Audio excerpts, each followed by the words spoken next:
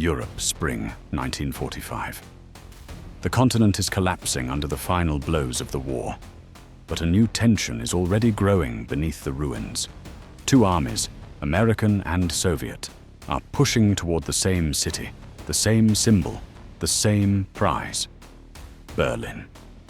And somewhere in a quiet, smoke-filled headquarters, far from the thunder of artillery, General George S. Patton walks toward Dwight D. Eisenhower with a message he believes could reshape the future of the world. Patton doesn't knock. He never does. He enters with the urgency of a man who feels history closing around him like a fist. "Berlin," he says, before Eisenhower can look up from the maps on the table. "Let me take it." Now, while the Soviets are still days behind, Eisenhower doesn't answer immediately. He studies him, the restless energy, the conviction, the fire that has won battles and caused more than one political headache. Outside the tent, the muffled sound of trucks and radios forms the ambient hum of an army on the brink of victory. Inside, only Patton's voice cuts through the silence. "We both know what's coming, Ike," he insists. "If we let the Soviets take that city, they will plant themselves in the heart of Europe. And once they do, they won't leave." Eisenhower leans back, exhaling slowly. He knows Patton is not entirely wrong. He also knows that every mile toward Berlin is lined with the bodies of men he is sworn to protect, and a political minefield stretching all the way to Washington and Moscow. The argument hasn't begun yet, but the tension already hangs in the room like the weight of an unspoken future.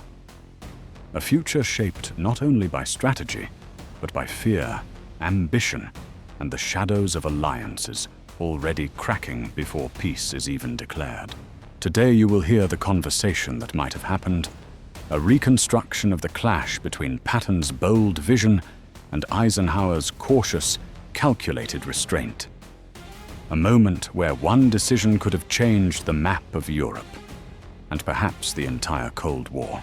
Patton steps closer to the map table, tapping the route his armored divisions could take. His voice hardens, gaining the sharp edge Eisenhower knows too well.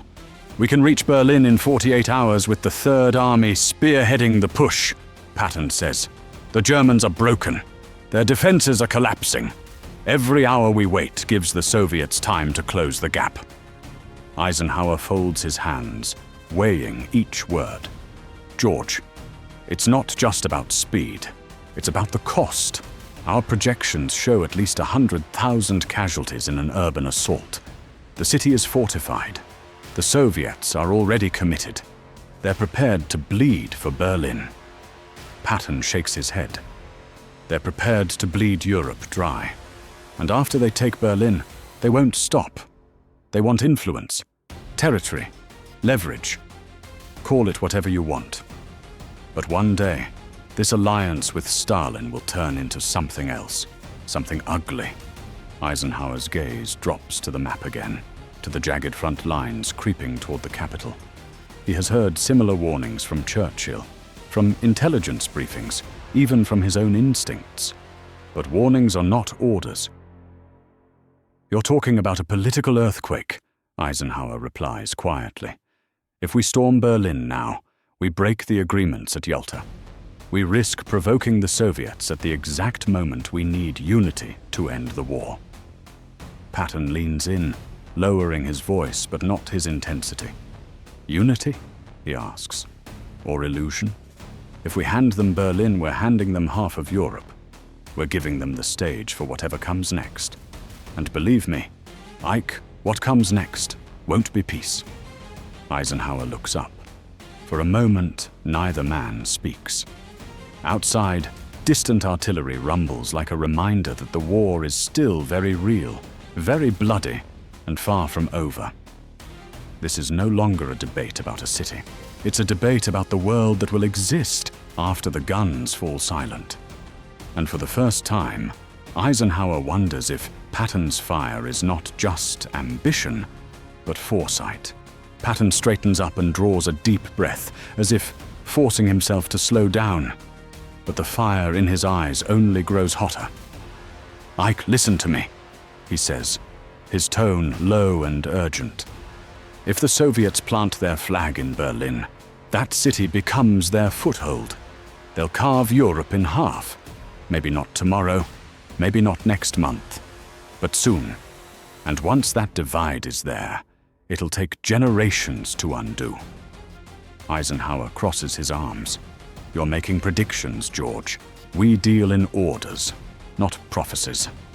Patton steps closer. "This isn't prophecy, it's Patton. We've watched them absorb Poland, the Baltics, the Balkans. They push, always push. Berlin is the prize that lets them keep pushing." Eisenhower exhales through his nose, frustrated but calm. "And what do you suggest? That we gamble American lives to send Stalin a message? That we launch an offensive our supply lines can't sustain? You know how stretched we are. Fuel, ammunition, replacements, we're at our limits." Patton's voice rises. "Then we break through before those limits break us. We seize the initiative while we still have it. You know, my men. You know what the Third Army can do. Berlin isn't a gamble. It's an opportunity. The last one we'll get." Eisenhower looks away, as if trying to distance himself from the argument. But Patton presses on.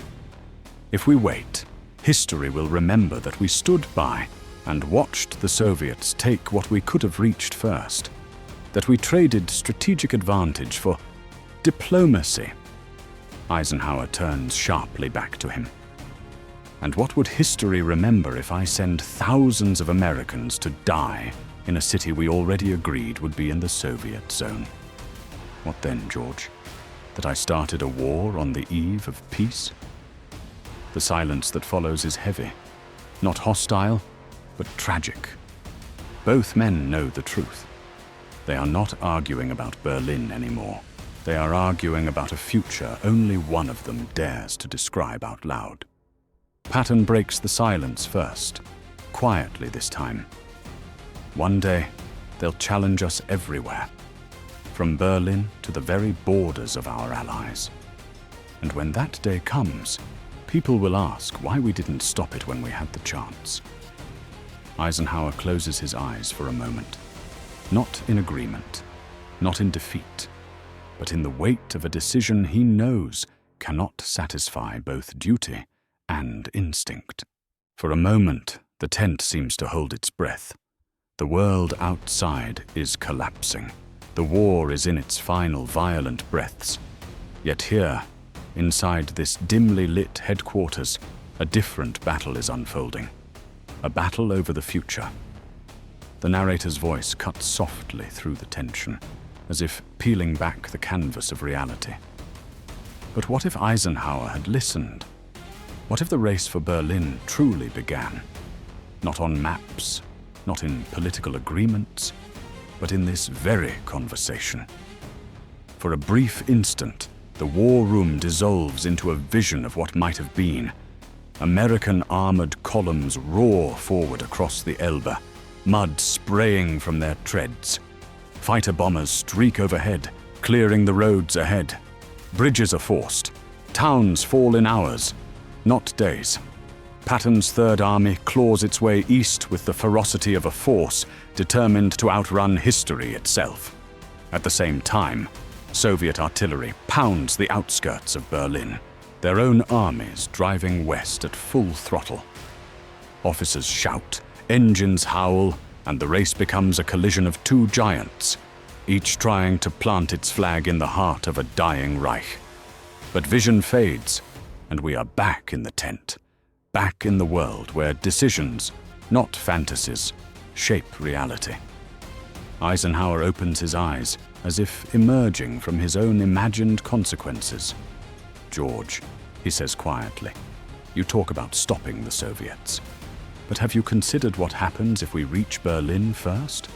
What they might do in response?" Patton doesn't hesitate. "They won't dare fire on us. Not now. Not after what we've done for this war." Eisenhower's expression tightens. And you're willing to bet the end of the war, the lives of millions, on that assumption? Patton steps back, but not in retreat. He squares his shoulders. I'm willing to bet on America, and I'm willing to bet on the freedom of the continent we came here to save. Again, the silence. A silence filled with visions, real and imagined, of tanks racing toward Berlin, of flags rising, of futures diverging like roads in a shattered city. Patton's jaw clenches. His gloves creak as he tightens his fist on the edge of the map table. He has argued strategy with Eisenhower before, fuel allocations, priorities, timing, but never like this. Never with the future hanging so heavily on every word. "Ike," he begins, voice roughened by restrained frustration. "I've fought the Germans across half of Europe. I know their breaking point better than any man alive. And I'm telling you, Berlin is wide open for us. It's not a matter of courage. It's a matter of will." Eisenhower does not raise his voice. He rarely does. His calmness is not weakness. It is discipline. The discipline of a man who must balance military victory with political reality. "And I'm telling you," Eisenhower replies, "that what lies beyond Berlin is not open ground. It's a diplomatic minefield. I won't risk a clash with the Soviets when the war is days from ending." Patton sweeps his arm across the map dramatically, his voice cracking with force. "This isn't about them," he snaps. "This is about us, about what we stand for. You think Stalin will respect our agreements? He'll sign whatever we put in front of him, and then he'll take what he wants anyway." Eisenhower's eyes narrow, though his expression remains controlled. "Our orders are clear. Berlin is in the Soviet zone." Patton steps around the table. He stands directly in front of Eisenhower, the two men face to face, the air charged with a tension thicker than cigarette smoke. "Orders change," Patton says. "Circumstances change. If we take Berlin, we dictate negotiations. We write the peace. We ensure the next generation doesn't have to stand watch on a divided continent." Eisenhower slowly removes his cap and places it on the table, as if accepting the weight of what must be said next. "And if we take Berlin," he answers, "we start the next war before this one ends." For the first time, Patton falters, not because he doubts himself, but because he hears the truth behind the words. He is asking Eisenhower to choose confrontation over cooperation, instinct over diplomacy, lightning over caution. He lowers his voice. "Ike, someday the Soviets will challenge us everywhere. You'll see it in Berlin, in Eastern Europe, in places we can't imagine yet. And when that day comes, people will look back on this moment and wonder why we didn't stop it before it began." Eisenhower's face softens, as if he recognizes the sincerity beneath the fire. "Maybe you're right," he says. "But my duty is to end this war, not predict the next." For a heartbeat, the room is utterly silent. Two visions of the world, one forged in fire, the other in restraint, stand locked in an invisible struggle, and only one can shape the course of what comes after. Eisenhower turns back to the map, and the lamplight throws long shadows across the jagged front lines. For the first time, Patton sees hesitation on his commander's face. Not weakness, but the painful weight of a man forced to choose which future he is willing to risk. Patton softens his posture, but not his conviction. "You know I'm not asking for glory," he says quietly. "I'm asking for positioning, for leverage, for the chance to shape peace on our terms. If we let the Soviets take Berlin uncontested, they'll use it as the foundation for their empire." Eisenhower presses his palms onto the table. "Empire. George, if we provoke them now, we could spark a confrontation that pulls our armies into conflict before the Germans even surrender. Do you understand what that means? Two great powers clashing inside the ruins of Europe? Patton lifts his chin defiantly. And if we don't confront them now, we'll confront them later. But on their terms, not ours. Eisenhower opens his mouth to respond, but stops. His eyes drift across the map, through the forests, rivers, and burned-out cities the Allies have fought to free. He sees not lines on paper, but tens of thousands of men depending on him to end the war alive. The tent feels suddenly smaller, the world outside somehow louder. A truck shifts gears, a radio crackles, boots march past, reminders of the living cost behind every decision. Then Eisenhower speaks, almost to himself. Berlin, it's a symbol. But symbols don't justify another 100,000 dead. Patton takes a slow breath, frustration simmering just beneath the surface. Sometimes, symbols are exactly what justify the cost, he replies. Berlin is the heart of the beast. Whoever claims it dictates the world that follows. Eisenhower looks up with a weary half-smile, not mocking, not dismissive, but resigned. George, your courage has won battles we thought were impossible. But this isn't a battlefield. This is the line between cooperation and catastrophe. Patton steps back, shoulders squared but spirit heavy. For the first time, a crack appears in his certainty. Not because he doubts his vision, but because he realizes Eisenhower will not share it. The narrator's voice enters softly, almost like a whisper threading through the tension. And so the crossroads takes shape. Two paths, two futures. One leads to a final push toward Berlin, rewriting the end of the war. The other leads to a fragile peace and the dawn of a new, colder conflict. The two men stand on opposite sides of the table, separated not by rank or doctrine, but by history itself. At last, Eisenhower straightens, as if bracing himself against the gravity of the moment. His decision is forming, not from fear, not from pressure, but from the invisible ledger he has carried through every battle. The cost of lives, the cost of peace.